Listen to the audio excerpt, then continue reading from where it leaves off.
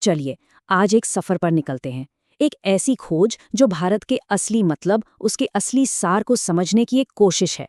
और ये सिर्फ कोई किताबी बात नहीं है, बल्कि एक बहुत ही गहरी पर्सनल खोज है। और हमारी इस पूरी पड़ताल का, इस पूरे सफर का जो शुरुआती पॉइंट है, वो है ये एक सवाल। एक ऐसा सवाल है जिसने ना जाने कितने विचारकों, इतिहासकारों और हाँ, हम जैसे आम लोगों को भी सालों से उलझा कर रखा है कि आखिर ये भारत है क्या? तो इस सफर में हम एक अलग नजरिया अपनाएंगे। इसे आप कह सकते हैं एक आउटसाइडर लुकिंग इन वाला नजरिया।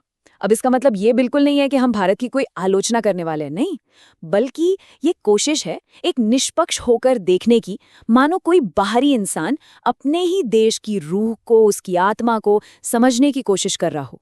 आप देख रहे हैं ये खोज कितनी पर्सनल है, कितनी अंदर तक जाने वाली है। ये सिर्फ फैक्ट्स या तारीखों के बारे में नहीं है, ये तो भावनाओं के बारे में है, उन रिएक्शंस के बारे में है जो मन में उठते हैं। ये असल में उस एक अनोखी चीज, उस एक विशेष गुण की तलाश है जो भारत को दुनिया से अलग बनाता है। तो आज को समझने के लिए हमें अतीत में तो झांकना ही होगा, और थोड़ा बहुत नहीं, बल्कि बहुत बहुत पीछे जाना होगा। हमारी ये खोज शुरू होगी गहरे अतीत से। तो चलिए देखते हैं कि ये सफर हमें कहाँ लेकर जाता है। तो हमारी कहानी शुरू होती है आज से लगभग 5000 साल पहले, सिंधु घाटी सभ्यता से। ये जो आप देख रहे हैं, ये प्राचीन शहर मोहनजोदाड़ो, ये उस सभ्यता का प्रतीक है जिसे हम आज की भारतीय संस्कृति की नींव कह सकते हैं। और यहीं से, इस शुरुआत से ही हमें भारत के उस स्थायी, उस टिके रहने वाले स्वभाव के बारे में बहुत कुछ पता चलता है। और पता है सबसे दिलचस्प बात क्या है? वो है कंटिन्यूटी, मतलब निरंतरता। जरा सोचिए, फारस, ग्रीस, चीन, कितनी ही महान सभ्यताएं आई, उन्होंने भारत पर अपनी छाप भी छोड़ी, लेकिन कोई भी इसकी जो मूल संस्कृति थी उसे पूरी तरह मिटा नहीं पाया। वो धारा हमेशा बहती रही, खुद को हालात के हिसाब से ढालती रही, पर कभी खत्म नहीं हुई। और इस कंटिन्यूटी को समझने के लिए नदी से बेहतर मिसाल क्या हो सकती है? जैसे गंगा, वो बस बहती रहती है।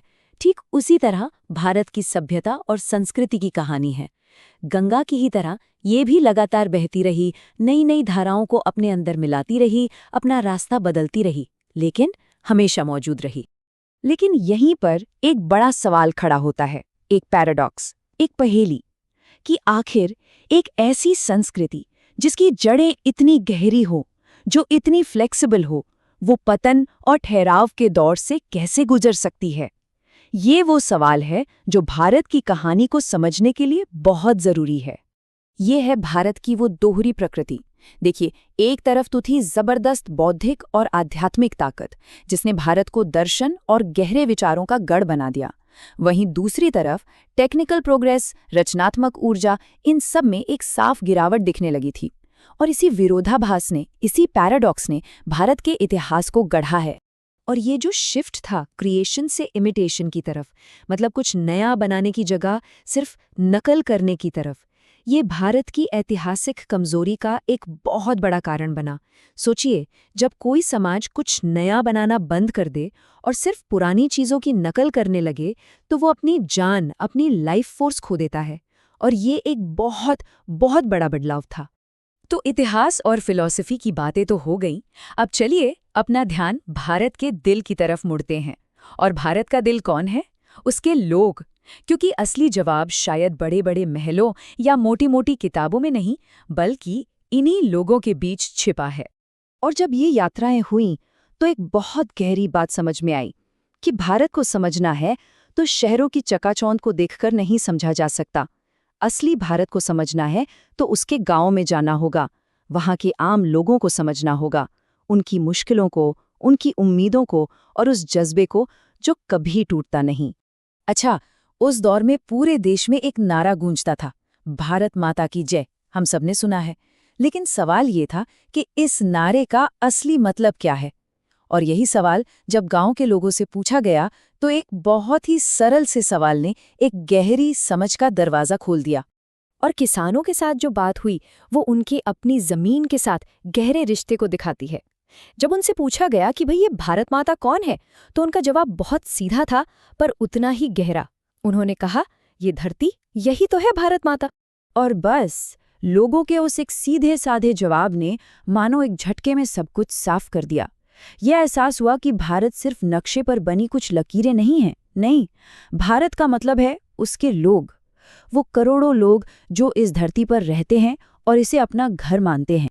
तो फिर भारत माता की परिभाषा क्या बनी? इन सारी बातचीत से जो निचोड़ निकला वो ये था कि भारत माता सिर्फ जमीन का टुकड़ा नहीं है, वो है यहाँ के पहाड़, यहाँ की नदियाँ, यहाँ के जंगल और दूर दूर तक फैले खेत, और सबसे बढ़कर इस धरती पर बसे करोड़ों करोड़ लोग। ये सब मिलकर बनते हैं भारत। और ये जो एहसास था ना, ये बहुत इमोशनल था। जब गांव के लोगों ने इस बड़ी सी बात को समझा तो उनकी आंखों में एक अलग ही चमक आ गई। ऐसा लगा मानो उन्होंने कोई बहुत बड़ा सच, कोई महान सत्य खोज लिया हो। ये सिर्फ उनके लिए नहीं, बल्कि हर किसी के लिए एक डिस्कवरी का पल था। तो आखिर में हम भारत के सार को कैसे समझें? शायद ऐसे कि हाँ, भारत एक ज्योग्राफिकल और कल्चरल एंटिटी तो है ही, लेकिन उससे भी बढ़कर ये एक विचार है, एक सोच है, एक याद है, एक चेतना है, कुछ ऐसा जो नक्शों और सीमाओं से कहीं ज्यादा बड़ा है।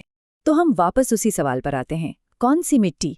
लेकिन अब हमारे पास एक नई समझ है। जब वो किसान कहता है ये धरती, तो हाँ, वो अपने गांव की मिट्टी की बात कर रहा है, लेकिन उसी पल वो पूरे भारत की मिट्टी की बात भी कर रहा है।